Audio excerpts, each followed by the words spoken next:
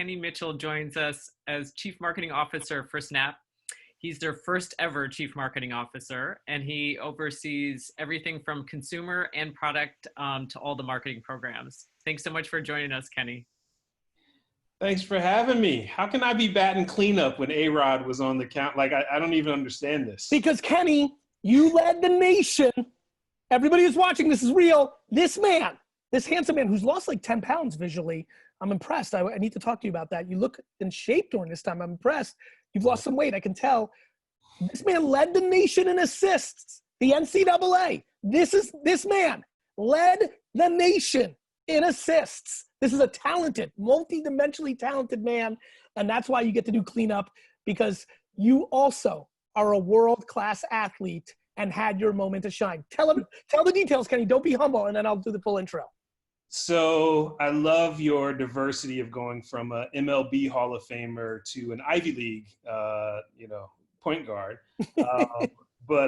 Yeah, my senior year in college, I had the distinction of leading the nation in assists, the NCAA in assists, and I love to shout out to your school. Big shout out to Dartmouth. Hey, Big Green. I love to tell the story that same year, the person who led the nation in scoring was none other than Tim Duncan, who went on to play 19 years in the NBA, make $200 and some odd million, 5 championships, and I became a marketer. So we're like essentially the same. The same. Yeah. Kenny, what is your Twitter handle for everybody? Because the quotes and the screenshots have been crazy. The hashtag is marketing for the now. @KMitch. I was an early enough adopter to actually have my nickname. Mitch, M-I-T-C-H. Kenny, give everybody 1 minute on the incredible Hall of Fame marketing career at Gatorade, at McDonald's, now Snap, and anything else I missed. Yeah. So I've spent the preponderance of my career actually at PepsiCo. I was leading marketing, or a variety of marketing roles at Gatorade, most notably, where I got to the humbling experience of leading an iconic brand and working with some of the best athletes of the world, best properties of the world, some of the sharpest marketing minds of the world. Spent a little bit of my career as well at McDonald's. Spent some time actually at NASCAR. Literally a cup of coffee. And on the record, shout out to McDonald's. I like their coffee. Not too long, because then you had a big opportunity. Yeah. I got a big opportunity here at Snap.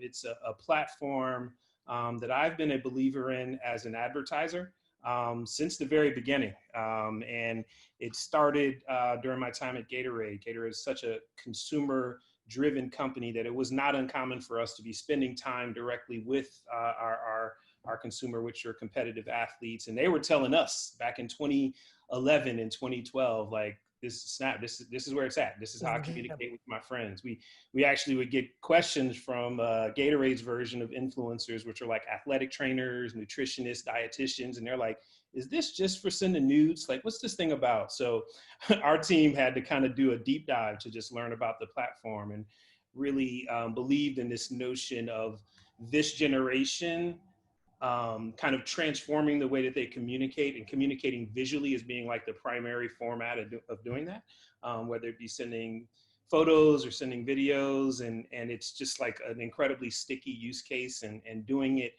with your friends was something that we just thought was like super compelling. So the moment Snap started allowing advertising, I think it was 2015, we were one of probably the first 5 or 10 to market. And really learned the platform incredibly well. Saw a tremendous amount of value in the creativity of the ad products, the reach of the consumer. They were a pain in the ass to work with, to be honest. Especially they were so young. Yeah, they were so young. Exactly. These big companies. I mean, this is what's happening with TikTok, and it's what's going to happen with the next 4. Like when you're so young, right? Yeah.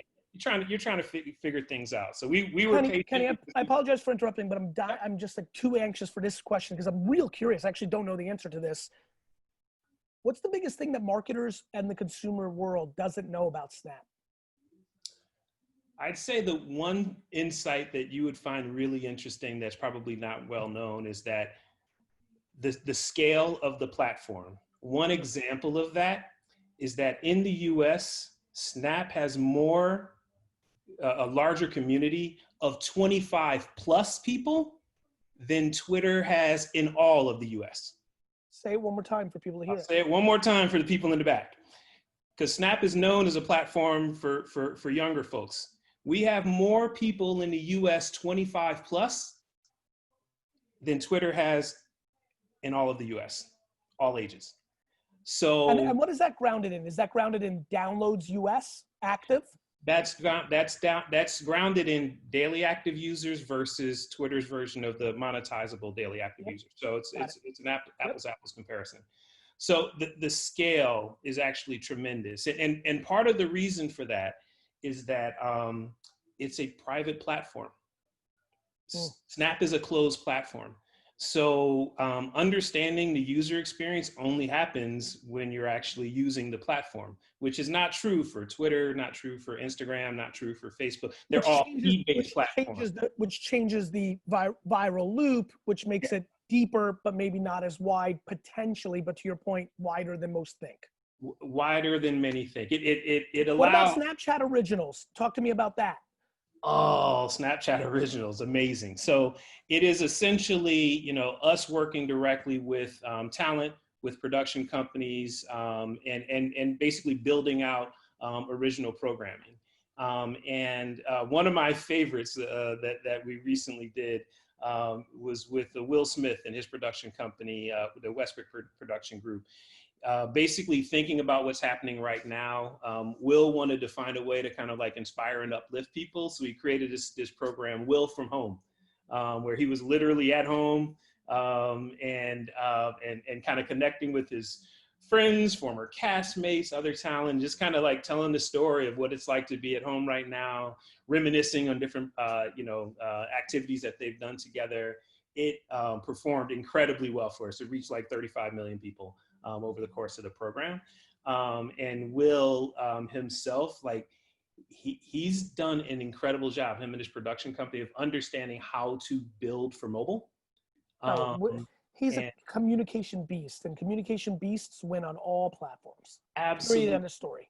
Absolutely. Period, end of story. So, we have across originals, we have them that are created not just in the US, we have originals in Europe, originals in Asia. And the scale of it is actually really phenomenal. We have somewhere between 50 or 60 different shows that reach 10 million community members during a given season, which is pretty darn miraculous. What's been the difference between marketing a platform, because your job is to market the platform, versus marketing a beverage or a QSR? Like, what's been the biggest shift? Because that is a shift. It is. I'll tell you that the places where I think it's been really, really fascinating. One is having been an advertiser and now having accountability both for the consumer side as well as the advertiser side. I know the sales pitches that have come in when I've been on the other side of the table, and also what that means in terms of where the gaps may be in terms of the way that Snap has told its story. So that's been, I've I think benefited from having that perspective and that point of view, but that's also been wildly different. I've never had as many stakeholders to think about as you're building out messaging.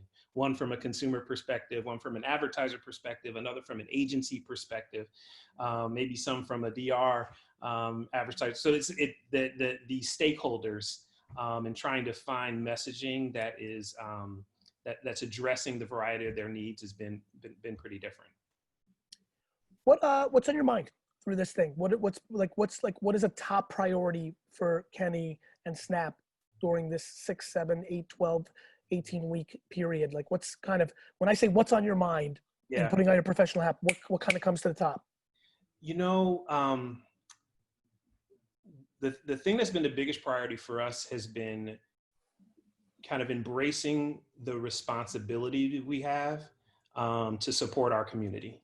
A communication highway, which it's important. It's a responsibility. Well, also with the Snapchat generation, right? So they're younger folks, right? So think of Gen Z, think of younger millennials. That's kind of like the bread and butter of who makes up our community, and making sure that we are providing them the education, providing them the inspiration, providing them the engagement. It actually, as a leadership team and as a company, we've actually felt a tremendous responsibility to help ensure that we're providing the right tools, the right education, the right information to make sure that our community is well supported during such like a tricky time. If it's a platform that's actually built for communication for those that are closest to you, like, God damn, it could be a more important time to be communicating with those closest to you than right now.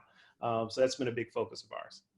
Kenny, what was the biggest exciting thing in your career from Starstruck? Because I think about Gatorade. I'm just being selfish now. Listen, I've been going hard here for 2 hours, so I'm just going selfish now. Like, what was the most, like, I cannot believe I'm hanging out with D Wade would be the one I'm guessing, but there's some other crazy stuff. Snap now too. Like, you've been in some places, my man. So I'm trying to think about, like, just on some honest shit, on some honest human shit. Because one of the fun things about marketing for the now for me is we want the world to, I'm a marketer that real people know. Mm-hmm. And the lineup that we're putting over the next 6 weeks is really, I want the world to know marketers. We have an inner industry that knows who these people are. 99% of the world doesn't know who the CMO of anything is.